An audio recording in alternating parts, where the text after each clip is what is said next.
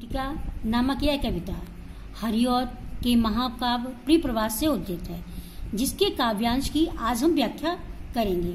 बैठी खिन्ना एक दिवस वे गेह में थी अकेली, आके आंसू द्रग युगल में थे धरा को भिगोते, आई धीरे इस सदन में पुष्प सदगंध कोले, प्रातः वाली सुपवन इसी काल वातायनों से, संतापों को विपुल बढ़ता देख के दुखता हो, धीरे बोली सदुख उससे श्रीमती राधिका यूं, प्यारी प्रातः पवन इतना क्यों मुझे सताती है, क्या तू भी कलुषित हुई काल की क्रूरता से।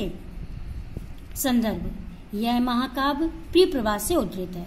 प्रियप्रवास एक प्रबलंब श्रृंगार पर आधारित खड़ी बोली का प्रथम महाकाव्य है, जिसमें कवि ने श्री कृष्ण को भक्तों के भगवान के रूप में नहीं अपितु एक जन नायक के रूप में प्रस्तुत किया है। प्रसंग यहाँ पर राधा और पवन का संवाद है, जिसमें राधा पवन को लोक हितकारी कार्य करने के लिए प्रेरित करती हैं और अपनी व्यथा कृष्ण के पास पहुंचाने के लिए कहती हैं। व्याख्या।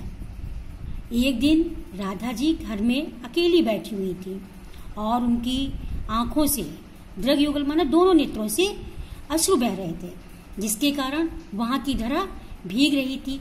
और उस घर में सदन माने घर, उस घर में सुबह काली पुष्प सदगंध माने पुष्प की महक से युक्त वायु खिड़कियों के द्वारा, वातावरण माने खिड़कियों के द्वारा उस घर में आ रही थी, जिसके कारण राधा जी का वियोग और ज्यादा बढ़ रहा था। संतापों को विपुल बढ़ता देख के दुखता हो।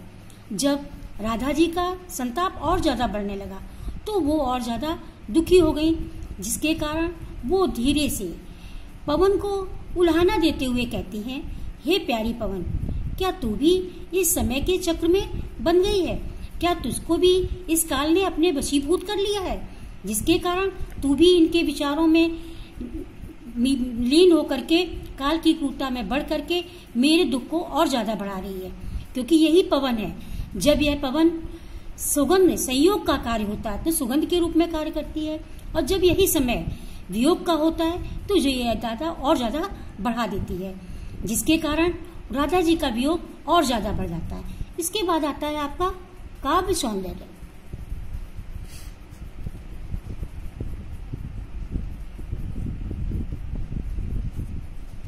काव्य सौंदर्य पवन को वैसे तो पुल्लिंग के रूप में माना गया है, लेकिन कवि ने इसको मानवीकरण करते हुए इसको दूतिका के रूप में प्रस्तुत किया है। वो राधा जी के द्वारा पवन को दूत बना करके कृष्ण के पास भेजना चाहती हैं। काव्य सौंदर्य में सबसे पहले आती है आपकी भाषा। भाषा की जो कि बताई गई है खड़ी बोली है। उसके बाद आता है आपका छंद। छंद जो बताया गया मंदाक्रांता है। इसके बाद आता है आपका रस। रस हमने पहले ही बताया था आपको, प्रबलंब श्रृंगार रस। इसके बाद आता है आपकी शब्द शक्ति।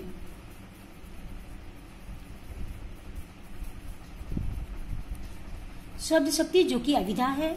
इसके बाद गुण आता है। गुण आपका है प्रसाद, अलंकार।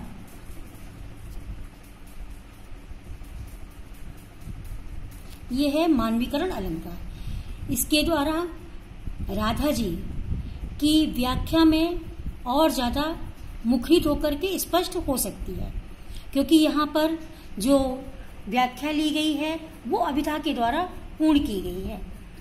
जैसे कि आप जानते हैं कि हमारे लक्षणा, व्यंजना और अभिधा के द्वारा पूरी इसकी व्याख्या अभिधा के द्वारा पूर्ण की गई है।